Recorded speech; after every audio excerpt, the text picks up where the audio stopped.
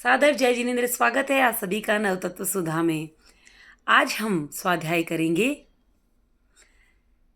जैन तत्व विद्या भाग 3 का 20वां बोल, जो कि है स्वाध्याय के 5 प्रकार। मैं अपने हर वीडियो में बोलती हूँ कि चलिए स्वाध्याय की शुरुआत करते हैं। तो स्वाध्याय क्या है? स्वाध्याय का अर्थ है श्रुत या अध्यात्म शास्त्र का अध्ययन करना।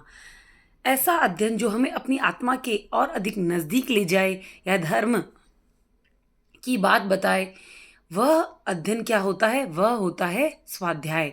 तो स्वाध्याय केवल पढ़कर ही स्वाध्याय नहीं किया जा सकता। जैसे पुस्तकों को पढ़ने को हम स्वाध्याय समझते हैं, लेकिन यह उसका एक छोटा रूप में है। स्वाध्याय के 5 प्रकार बताए गए हैं: वाचना, प्रक्षना, परिवर्तना, अनुप्रेक्षा और धर्म कथा। इन पांचों के अंतर्गत जो भी अध्ययन किया जाता है वह स्वाध्याय कहलाता है, फिर वह चाहे पढ़कर हो या दूसरे तरीके से हो। तो समझते हैं। सबसे पहला है वाचना, यानी अध्ययन और अध्यापन। कुछ भी पुस्तकों में लिखा है जो धर्म के बारे में, जो हमारे भगवान की वाणी है, जो हमारे गुरुओं ने पुस्तकें लिखी है, धर्म चर्चा, तत्व ज्ञान, 25 बोल की जो भी पुस्तकें हैं उनका अध्ययन करना और उनका अध्यापन कराना, ये दोनों आ जाते हैं वाचना के अंतर्गत। तो अध्ययन और अध्यापन का माध्यम ग्रंथ भी हो सकते हैं और आगम भी। मूल बात यह है कि वह अध्ययन स्वाध्याय का अंग बनता है जो व्यक्ति को आत्मविश्लेषण करा सके और अपनी आत्मा की पहचान दे सके। तो पहला हो गया वाचना। दूसरे पे बढ़ते हैं प्रश्ना, यानी कि पूछना।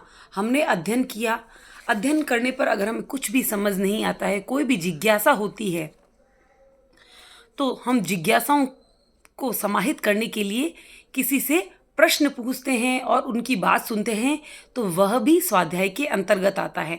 पर हमें यह ध्यान रखना है कि हमारी जो भी जिज्ञासा है, चाहे तत्व के प्रति या जो भी जिज्ञासा है, सही व्यक्ति के साथ उससे प्रश्न करें। अगर सामने वाले व्यक्ति को उस तत्व की या उस बात की जानकारी नहीं है, तो हमारा पूछना, हमारी जिज्ञासाओं का समाधान हमें नहीं मिलेगा। तो इसकी प्रश्न का अर्थ है पूछना। पृष्ठभूमि में जिज्ञासा का होना जरूरी है। जिज्ञासु भाव से उपजे हुए प्रश्न ही व्यक्ति को सत्य की ओर ले जा सकते हैं।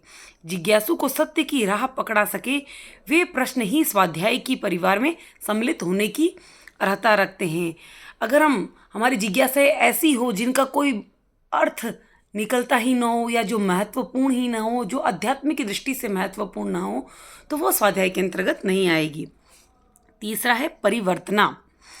परिवर्तना का अर्थ है दोहराना, यानी कि एक ही पद से बार बार गुजरना। अगर हमने कोई भी थोकड़ा या कोई भी बात की है, तो रोज रोज उसे चितारना। साधु संतों से अक्सर हम सुनते हैं कि अगर किसी भी पद्य को या किसी भी ज्ञान को रोज 21 बार लगातार दोहराया जाए तो वो एकदम पक्का हो जाता है।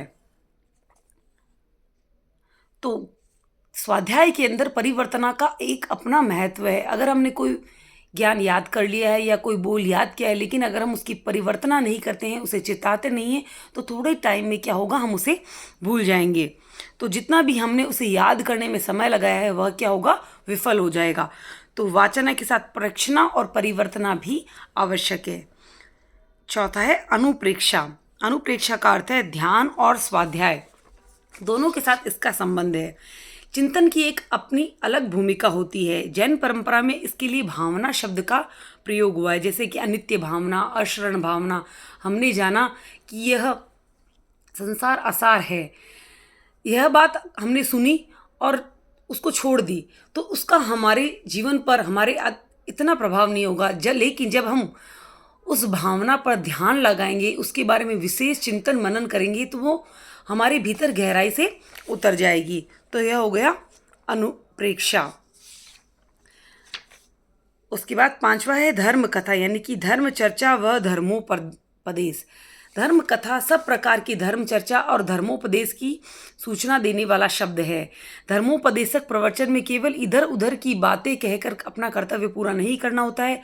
गंभीर और स्वाध्याय मनन के बाद ही वह श्रोताओं का पथ दर्शन कर सकता है। तो धर्म कथा में रुचि लेना, व्याख्यान सुनना, या वीडियोस देखना, ऐसे वीडियोस देखना जो हमें धर्म की बात बता रहे हैं, तो वो धर्म कथा के अंतर्गत आते हैं। लेकिन हमें ये ध्यान रखना है कि जिनका वीडियो हम देख रहे हैं या जिनका भी प्रवचन हम सुन रहे हैं, वह जानकारी ऐसी हो जिससे हमारा स्वाध्याय और अधिक अच्छा हो, मनन और जो हमारा पथ प्रदर्शन है वो अच्छा हो, अध्यात्म की ओर ले जाने वाला रास्ता हो, पतन की ओर ले जाने वाला रास्ता ना हो। तो वह जो धर्म कथा है या धर्म चर्चा है वह निश्चित ही हमारे लिए अच्छी होगी। इसके साथ साथ जब हम कुछ भी अध्ययन करते हैं तो दूसरों के साथ जब उसको डिस्कस करते हैं, चर्चा करते हैं, तो वह भी धर्म कथा के अंतर्गत आती है, उससे भी हमारा ज्ञान पुष्ट होता है। तो ये स्वाध्याय के 5 प्रकार होते हैं। अगर हम हमेशा अध्ययन न कर सके तो कोई बात नहीं, हम दूसरों से जिज्ञासाओं का समाधान करके भी स्वाध्याय कर सकते हैं, अपने द्वारा याद किए हुए ज्ञान की परिवर्तना करके भी स्वाध्याय कर सकते हैं, और यहाँ तक कि हम ध्यान, चिंतन, मनन व धर्म कथा के द्वारा भी स्वाध्याय कर सकते हैं। तो जिस भी स्वाध्याय के प्रकार में आपकी रुचि हो, आप उसके साथ जुड़े। अगर आपको अध्ययन करना नहीं अच्छा लग रहा है बोलो का, तो आप मेरा वीडियो देखिए या ऐसे अन्य और वीडियो देखिए, वह सुनकर भी आपको धर्म की नॉलेज होगी। तो अगर आपको वीडियो पसंद आ रहा है तो प्लीज़ मेरे चैनल को लाइक कीजिए, वीडियो को लाइक कीजिए, शेयर कीजिए और ज़्यादा से ज़्यादा सब्सक्राइब कीजिए। ओम अरहम।